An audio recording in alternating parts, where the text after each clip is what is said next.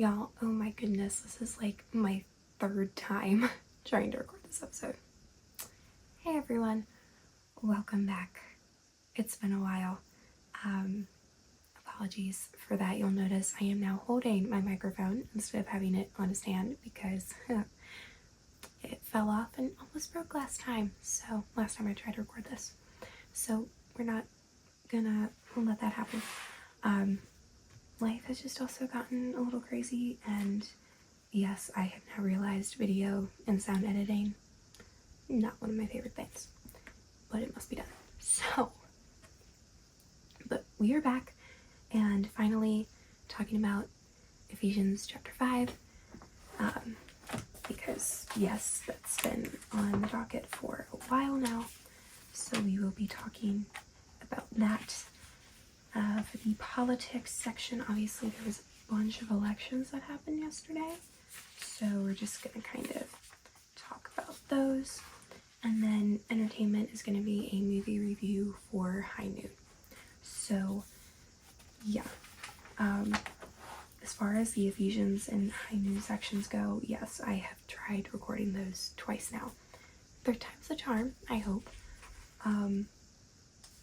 But yeah, so thanks for sticking with me. Again, I'm trying to be regular about this, but I don't get home from my classes until at least 6 o'clock every single day. So it's fine. We're doing great. It'll be a lot better next semester. But that's just kind of what I'm dealing with right now because I'm also getting ready for another craft show. Well, actually 2 other craft shows, making Christmas gifts for family, so, and just other hobbies of mine.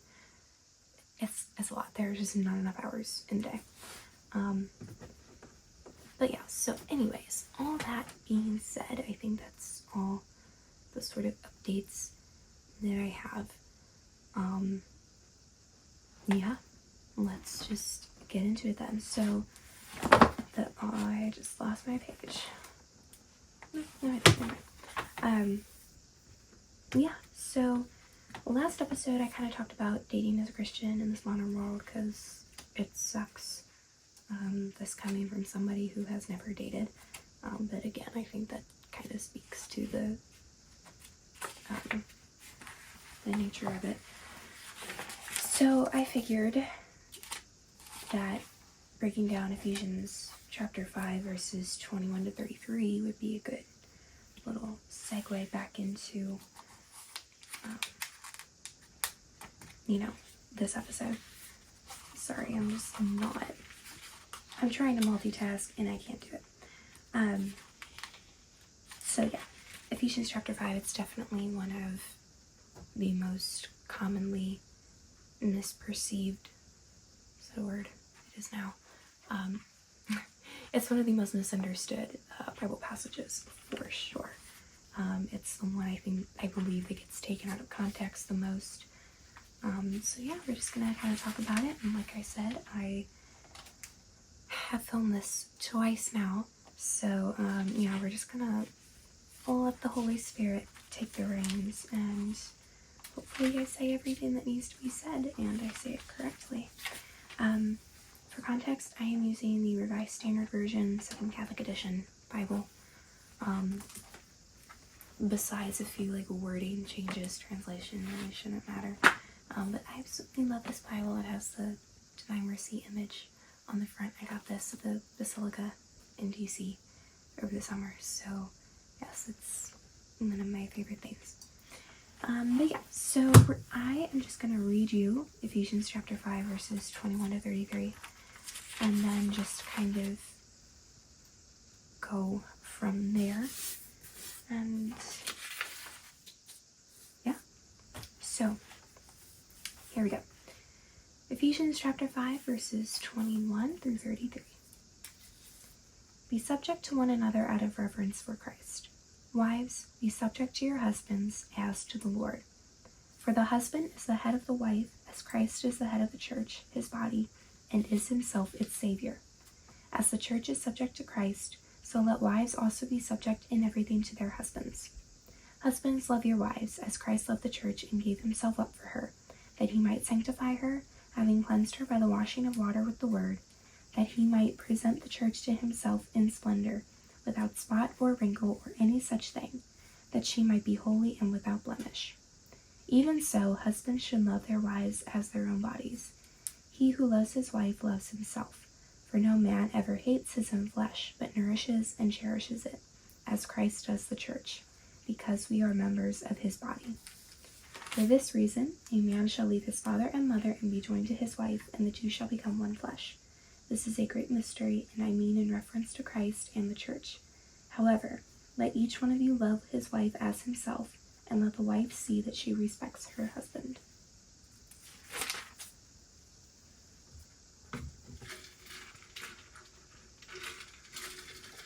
So, there's a lot to unpack here.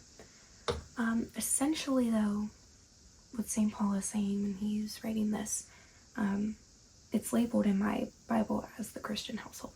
So, like, this is essentially what a good, godly, biblical marriage should look like. As I kind of mentioned before, this is probably one of the most taken out of context scripture passages ever. A lot of times people will quote this to kind of support their idea that Christianity is oppressive to women and all this other nonsense. Because, if we look at verse 22, it says, "Wives, be subject to your husbands as to the Lord." We think being subject to something means you being, like, obedient, right? Doing everything that you're told. What people need to understand is that when we're dealing with the Bible, which obviously was not written in English first, it has been translated many, many times. So because of that, there are going to be instances where words don't exactly match, right? Either there wasn't a matching English word, so we kind of just picked the closest one, or the word in English just means something different than the other language. And so,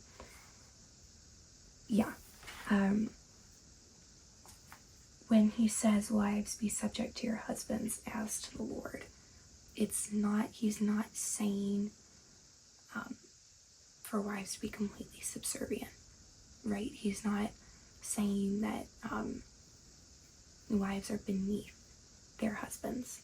And we know this because if we look all the way back in Genesis, when God created Adam and Eve, and I think mentioned this in the last episode as well, but when he created Adam and Eve, he created Eve from man's rib, right? It wasn't his foot so that she could be trod upon. It wasn't his head so that, there would just be this clash of control all the time, right? It was the rib, which your rib's primary function is to support, right? And so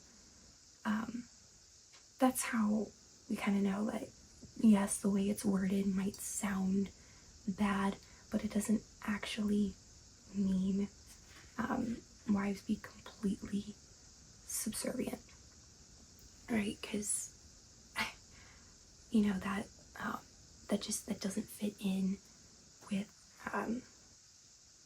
the view of how God made us, which is that we are equal in dignity. And so instead, what he's saying, when he's saying, "Wives, be subject to your husbands as to the Lord," right, that "as to the Lord" is important because, we're obedient to God. We follow his law, at least we try, right? We do that because we trust God. We trust that he's going to lead us to where we need to go. We trust that what he wants for us is what's best for us. And so that's why St. Paul is like, "Hey, look, wives, be subject to your husbands just like you are to the Lord," right? Trust in him. That's what biblical submission is it's trust. Trust that your husband is going to lead you wherever it is that you need to go, right? And so, we'll get into this in just a minute, but like the husband, he's tasked with leading his wife and his family, but trusting in that leadership can sometimes, that presents its own challenges. And so,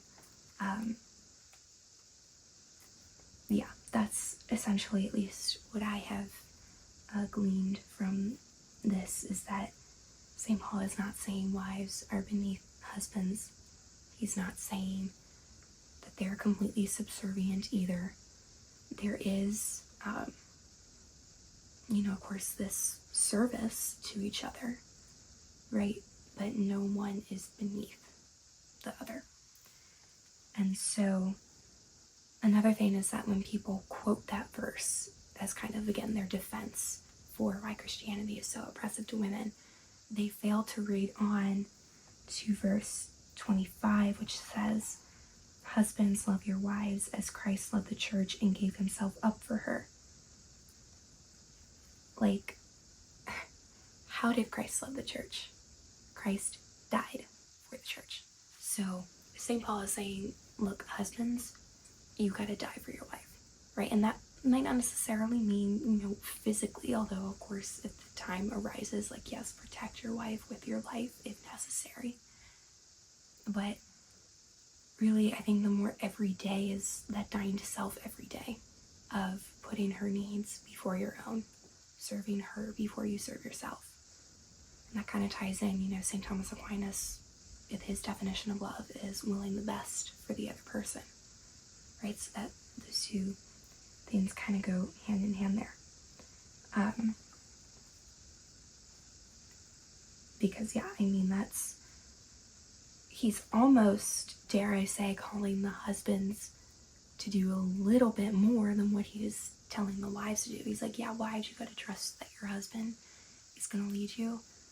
But husbands, you gotta be worthy of that trust, because you need to make sure that you are dying for her every single day.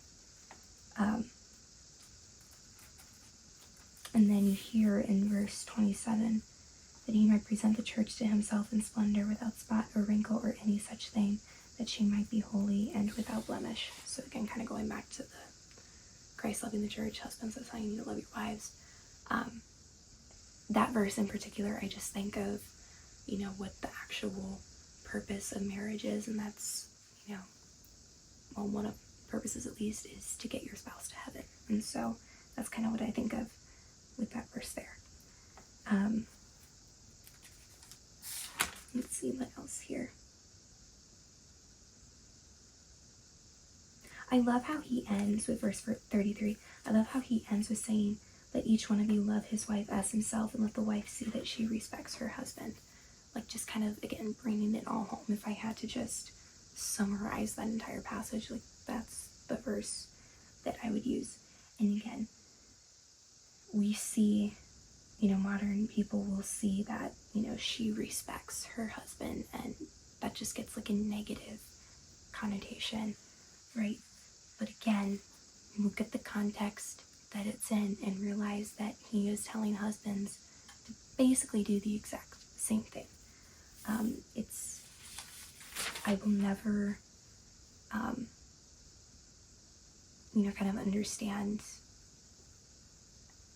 because obviously there are some marriages that don't work out. There are some marriages that do not have God at the center, and therefore, they aren't lived out the way that they should be. But,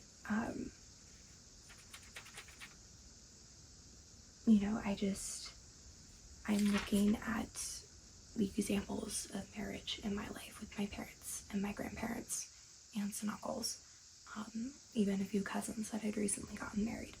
Like, I look at them and I look at their relationships, and it's so easy to tell. Like, I look at their relationships and I know that they have God at the center. And yes, they're not perfect, but they're trying. And, I can tell that they're happy. I look at them and I look at some of these other, more worldly marriages, if you will. Especially, like, I'm just going to use, celebrities, like, as an example. So many, ending in divorce, and, so many, like, scandals, I guess, going on. It's like, just kind of highlighting that importance of why, you need to have God at the center of that. And, St. Paul doesn't say it's going to be easy, right? Because he kind of repeats himself a lot in terms of, husbands, love your wives, and wives, right? Like, I feel like he repeats himself several times. But again, it's just like, this passage is just a perfect, guide as to what a good biblical marriage should look like. So it kind of actually makes me think, even if you're not in a relationship right now, this is still a really good passage to reflect on, because it can kind of get you in that mind space of like, okay, what do I need to work on for myself right now so that I can help make what should be a good biblical relationship, so that I can be the best that I can be in that sense. One of the things that I actually started doing a couple years ago now, I guess, I started a Dear Future Husband journal type thing. And you can do this for your future wife as well. But essentially, it's just going to be like a collection of letters that I've written. And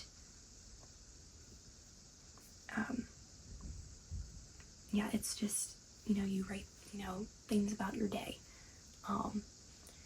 What do you want to do when you're married? Like, what are some like fun date night ideas? What are some of, your worst fears? Things that maybe you should definitely talk about before you get married, but that are just kind of nice to have, kind of for future reference, if you will, but also, again, as a way to reflect. And so one of the things that I'm going to start doing is, picking some of these Bible passages and kind of reflecting and being like, yes, I'm going to try my very hardest to live this out, but I'm also going to trust that you are going to live this out as well.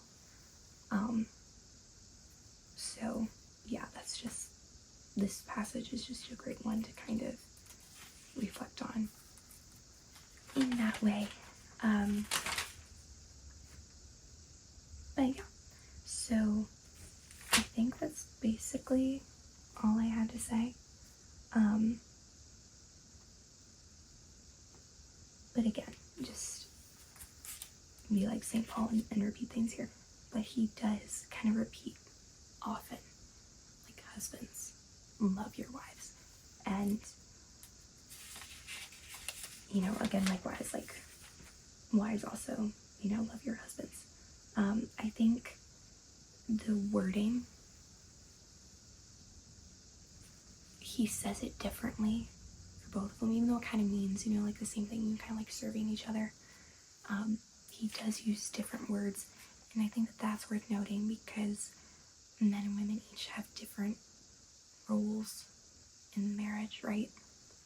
And so that just kind of drives that point home. Kind of like I think I mentioned this in the last episode, about marriage not being 50-50, but 60-40, each one is trying to put in the 60. Like this is why, because it's not something that's just gonna be easy. It's like you have to constantly work and make sure that you are serving your spouse in the best way you can, and I'm reminded of what Erica Kirk shared about Charlie, and how in his Saturday notes he would constantly ask her, like, how can I serve you better? Like, that's the kind of mentality that we need to have. I think in today's world, relationships are already kind of screwed up, a lot of people just look at it as a way of how can someone take care of me versus how can I take care of someone. So just a little move out there. But yeah, I was just real quick. Ephesians chapter 6 starts off with the children obey your parents in the Lord, for this is right. I remember, hearing that in church, and then my parents, looking at us kids. But then immediately after, verse 4, when he writes, fathers, do not provoke your children to anger, but bring them up in the discipline and instruction of the Lord. That's when all the kids would look at my parents. It's just, again, kind of like what Ephesians chapter 5 is talking about with, having to trust each other. And again, there's that reciprocal respect kind of thing. It's the same thing when you have children. So, yeah, I think that's pretty much it. As always, let me know your thoughts as well. But for now, let's go ahead and talk about yesterday's election results. Alright, so yesterday, before we get into that really super quick, I did briefly want to mention the Christian persecutions that are happening in Nigeria right now. It's, for me at least, it's like we know like in church history, right? There's the martyrs, like, and when Christianity was first becoming widespread, it was obviously very much persecuted. And I feel like we think in today's day and age that doesn't really happen, but it does. There are thousands of Christians being murdered in Nigeria, and I saw this beautiful video the other day where it was actually these children, they were receiving their first communion in Nigeria, even though there is that widespread persecution happening. I think that's just a great testimony as to,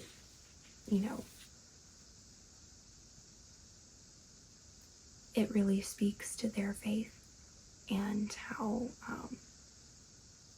God enables us to, he gives us the strength to do these things that we didn't think we could. Because, I would be incredibly scared, and I'm sure that those children were too, but they also have comfort in knowing that,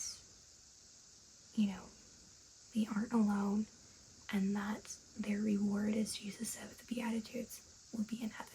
So, anyway, I just wanted to briefly mention that, and of course, give prayers on that, but,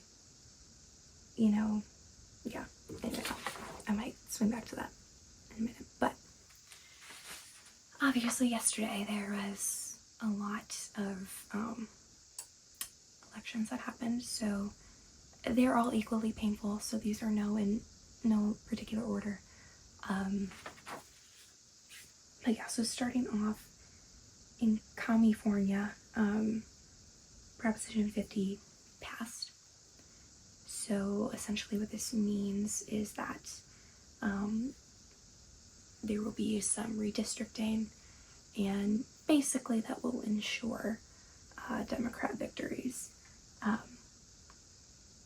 It looks like 5 Democrat districts. So yeah, that's not exactly great news. As with all these results that I'm talking about, I'm not surprised, unfortunately, but it is a little concerning and very disappointing. But again, not surprising.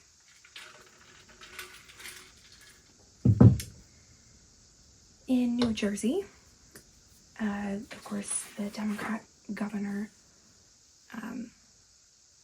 was elected up there, as well as in Virginia, the Democrat won.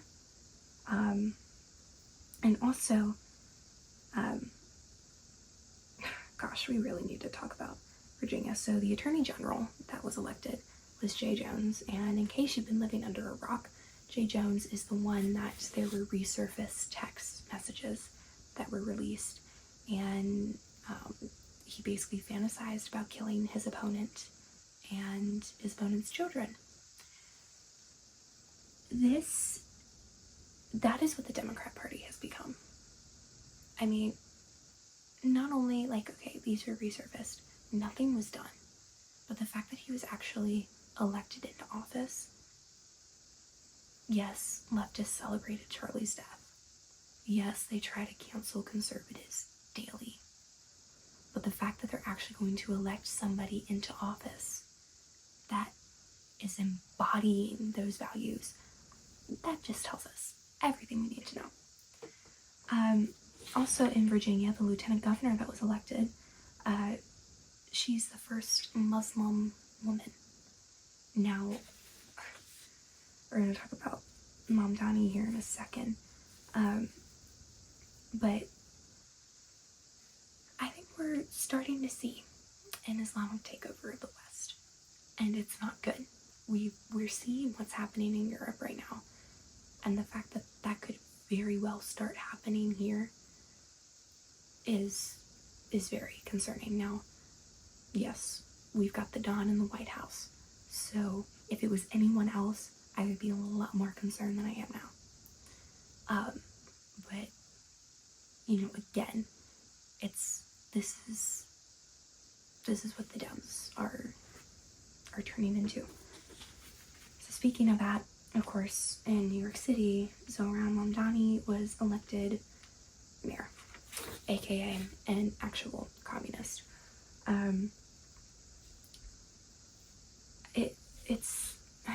It's mind-blowing to me that, first of all, he wasn't even born here.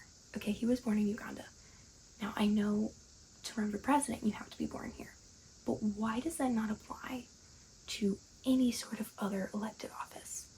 I feel like a prerequisite should be that you were born here. It doesn't matter what level of office it is. You should be born in the U.S. if you're going to be running for a U.S. government position. That's just common sense. But unfortunately, as we know, common sense is not all that common nowadays.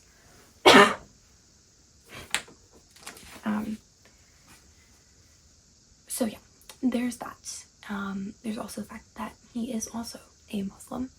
And, again, and I don't want to be that person that, because obviously not all Muslims are bad, but also stereotypes exist for a reason. And it is a little concerning that we have someone that will be in charge now of one of the biggest cities in the United States that's associated with a religion that is known for just quite simply not being good. Also about him, he said he'd offer all this free stuff, right? Nothing is ever really free. That is going to come out of the taxpayer's dollar. And, all the illegals that I'm sure voted for him, yes, they're going to be super happy. Young people, like my age, they're also probably going to be very happy because they think that they're getting all this free stuff. But guess what? Prices are just going to go up. Nothing is ever really free. And besides, he's also essentially stated, I don't have the direct quote in front of me, but, he talked about, there's no problem too big that government can't solve. That sounds pretty communist to me. When has communism ever worked? Spoiler alert, never.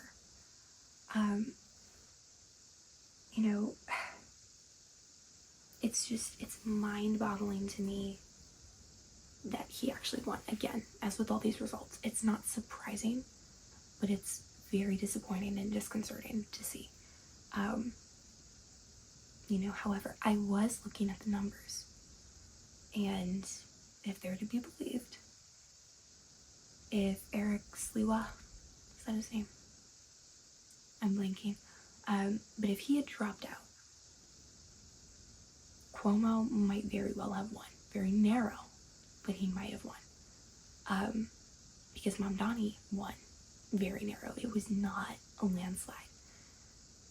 I love reading comments on things online, and so one of the ones I saw today was that very point. It was like, if I was analyzing numbers for the Democratic Party and I saw what happened, almost half, like, yes, I think Mamdani got maybe 50% of the votes, a little more than that, but seeing how many people voted for Cuomo, who really, he was running as an independent, but he was really, a Democrat, and I saw how many people voted for him, that is a large amount of the Democratic base up there that does not agree with Mamdani's policies, and I would be a little concerned about that if I was in the Democratic Party.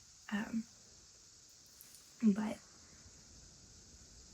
yeah, another thing that's going back to the fact that he is in fact a Muslim, a lot of things going around online about, will we see, is it Sharia law?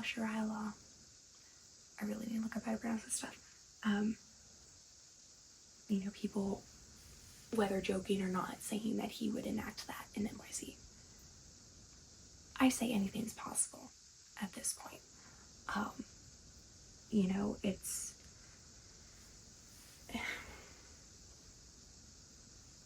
sadly, I could potentially see that becoming a possibility. But a lot of women dress degenerately nowadays, so maybe that wouldn't be so bad. No, but literally, like, if that does happen, it's like, what would the US have come to? At least New York City, like, yeah, it's pretty much gone. And just looking at all these results yesterday, it got me thinking, like, 10 years ago, even like 5 years ago, potentially, I would not have cared that all the Democrats got these victories the other day, right? Because it's, again, not surprising, because these were all blue states, blue cities, like, we kind of expected it. But after what they did to Charlie, what they continue to do in terms of canceling conservatives and wishing death upon us, they're the party of violence. They have shown their true colors. And so all I can keep thinking about is what our founding fathers would be thinking right now. They are probably rolling around in their graves, because what's going to be happening in New York City, and I'm sure in Virginia and New Jersey as well, is that the very things that they fought for us to get away from are going to be back. And it's incredibly disheartening. And so, I think obviously part of the problem is that there's definitely still illegals here, and they were definitely, I refuse to believe none of them were voting yesterday. So what I don't get is why we don't have a federal voting ID law. Y'all that know more about this, feel free to educate me. But in my opinion, yes, big government, bad. However, voting happens at every single level, not just, local and state. Like, it happens local, state, and federal levels. And so I believe it would make sense to have a nationwide law. It doesn't matter what state you are in, you need to have voting ID. It's kind of like, with the Constitution, that applies to every single state. So it's like, why couldn't simply having an ID to show that you are in fact a citizen here and you can in fact vote, why is that not a thing. And, again, I also got to thinking, is it coincidence that these elections occurred right when the shutdown happened? I don't know. But, again, it's, long story short, the Dems aren't going to stop, unfortunately. They are going to keep getting more and more progressive, as we saw in New York City, as we saw in Virginia. And so it's really going to be up to us to be sure that we keep fighting and we keep trying to at least educate people. Because I guarantee you, a lot of these people who were voting were not educated. They were just blindly told, or they blindly followed to what the media was telling them. Another thing that I keep seeing a lot of is, people saying like, oh, the South is full, these red states are full, like, don't move. Like, if you're in New York, Virginia, New Jersey, like, you made your bed, now you get to lie in it. Yeah, because I think it's only a matter of time before Democrats start trying to flee and move elsewhere. It's like, well, that's what you voted for. Like, I don't get, like, why? Oh, you're just not realizing it's bad? Anyway, I think that's all I had to say about that. Some other news, just briefly, I wanted to mention for prayers, well, as I said before, with the, kind of joked around, but actually not really, my dad before about, how about we just, gosh, my mental train keeps running off the tracks. Talking about how illegal we're most likely voting. My dad had mentioned, like, we need to stop all immigration, like, right now, which, yeah, pretty reasonable. But then I say, we could just deport, all those people, and we'll just take the Christians that are being persecuted in Nigeria, bring them over here. I would be fine with that trade. Let's get the Secretary of War on that. But anyway, another piece of news for more prayers is there was a UPS plane crash in Louisville yesterday. I believe the death toll is at 9. Could be wrong, but I want to say that's the last thing I saw. So yeah, I mean, I feel like 2025 has been kind of rough for air travel, but I feel like we're just hearing about it more because Trump is in office and they want to try to blame everything on him. But yeah, I mean, I think there is that lesson, like, whether it was, I don't really think it had anything to do with the FAA or anything. It looks like from the footage I saw, like, something happened. But it does kind of remind us of why we need, merit-based people to fill these positions and not just to check some box on a paper and meet some diversity quota. So, but not to make that political, because it was a terrible thing that happened, but it is an issue that we keep seeing, and we just need to, I guess, kind of keep that in mind. But of course, keep the victims and their families in your prayers, because it was really tragic. So anyway, that wraps up the rather,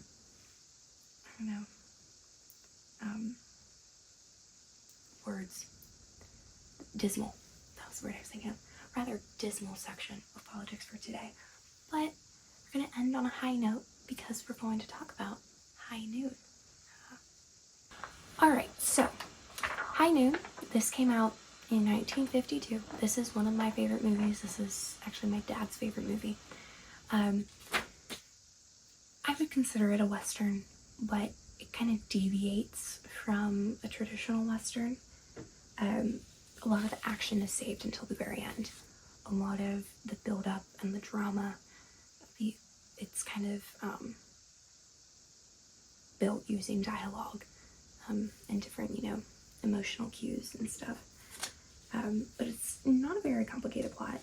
One thing I've noticed with movies nowadays is I prep to talk about what happened to Old versus New Hollywood in a future episode. But one thing I've noticed in like New Hollywood movies is that plots have become so complicated, and there's like so many different subplots, and sometimes it's nice to just have one thing that's happening and you can focus on that, and that's it. So if you like that kind of thing, that's this movie. So it is about this marshal named Will Kane, played by Gary Cooper, and I'd say this takes place sometime in the 1800s. But it's about Will Kane. He's a marshal. He's ready to hang up his badge because he's getting married to a woman named Amy, played by Grace Kelly. And, she's kind of, as I've noticed with movies from this time period,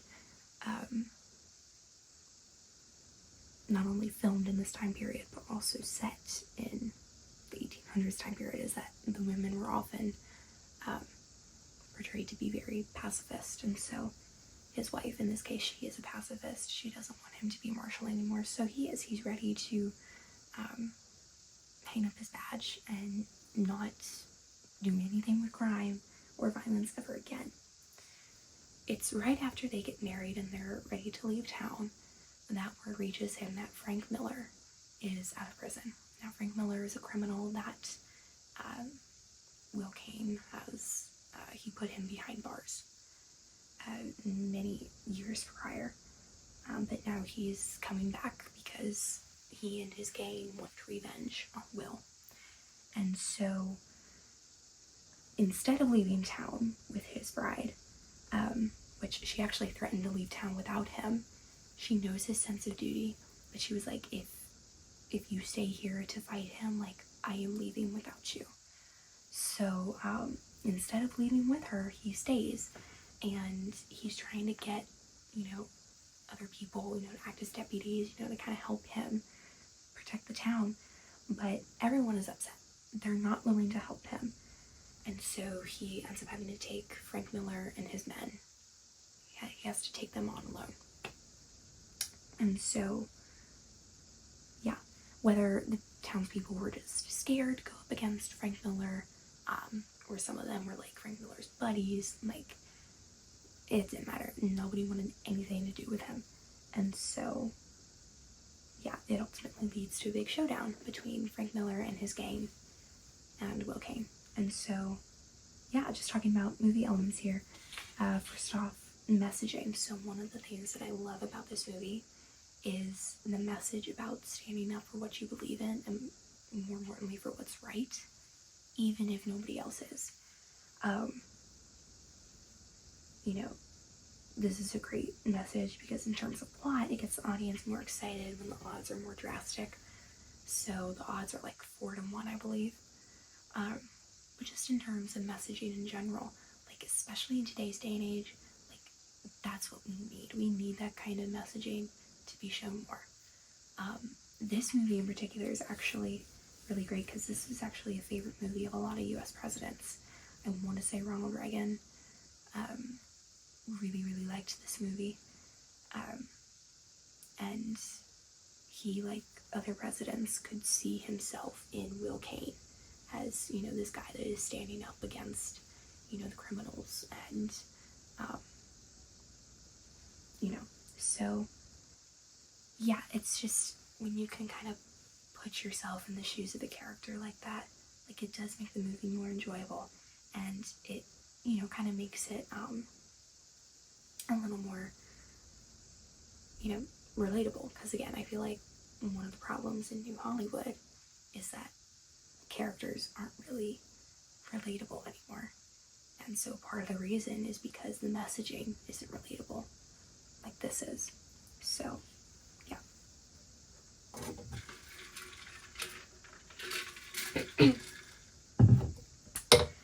The cinematography is also really well done. One of the most climactic scenes in the movie, this is like right before the big showdown happens, but one of the most climactic scenes is when Kane is in his office and he's writing his will because he thinks he's going to die. Which, yeah, if I had to go in a gunfight against 4 men, yeah, I would be very concerned as well. So, this scene is absolutely fantastic because it shows him writing it. The train whistle is in the background, of course, signaling that Miller is on his way. He's very close, if you can hear the train whistle. The town, even though they've kind of refused to help, everyone is still on edge. They're like peeking out of windows. The streets are deserted. So there's that. There's the chair that Frank Miller sat in, like when he was like sentenced. We see that like empty. And so all of these different shots just building up to this big moment does a really, really nice job. The music in the background serves to drum up the suspense all the way until Frank Miller steps on that train and the fight is on. So yeah, I'll talk about soundtrack more in a minute, but this movie does a really good job of using the music to help the story. There is a nice plot twist at the end concerning Amy. I won't exactly spoil it, but it is kind of a nice kind of sub-message to the message on, how love can serve as a powerful motivator, right? It can make you do things that you didn't think you would ever do. So, if you know the movie, you know what scene I'm talking about.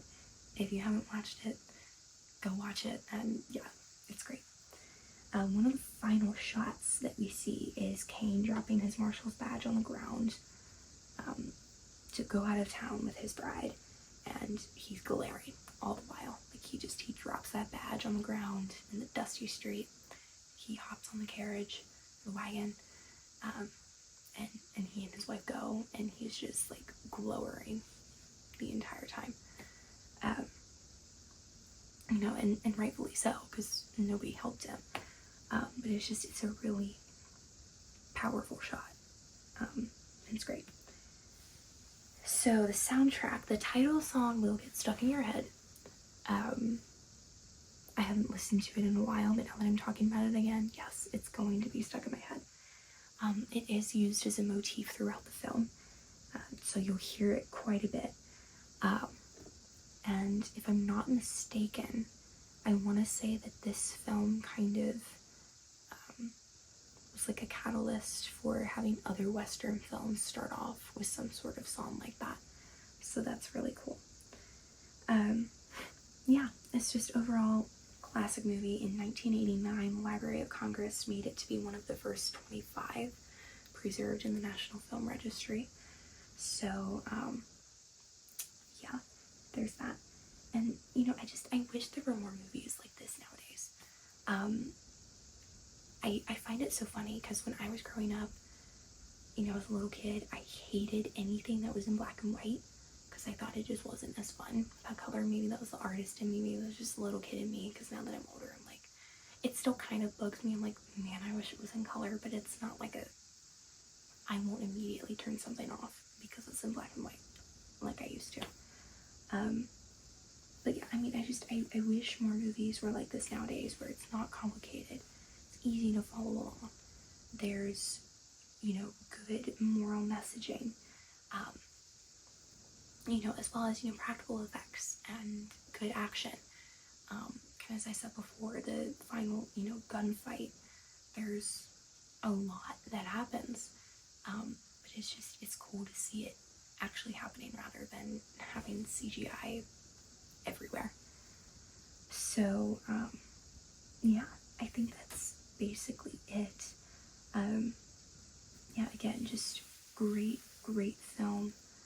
And yeah, I think my next old Hollywood film to talk about will be the first Rocky movie from 1976. So I do believe I might have to rewatch that because I haven't seen it in a while, admittedly, but there's so much to talk about with that.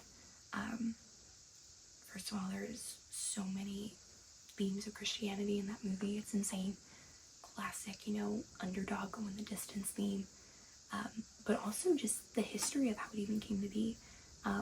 Just to give you a little sneak peek, like Sylvester Stallone, he actually wrote the script in, I believe it was 3 days.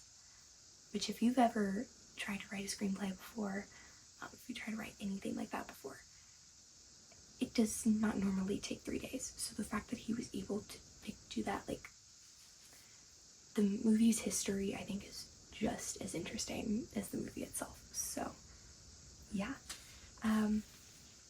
That's pretty much it, I believe. So, yeah, as always, let me know what else you want me to talk about. I'm always taking suggestions, and I would love to hear some feedback. Again, as far as scheduling goes, I'm gonna try to start making this daily, but again, just my class schedule is weird, and I have responsibilities here at home, so just trying to juggle it all. But definitely next semester will be a lot better.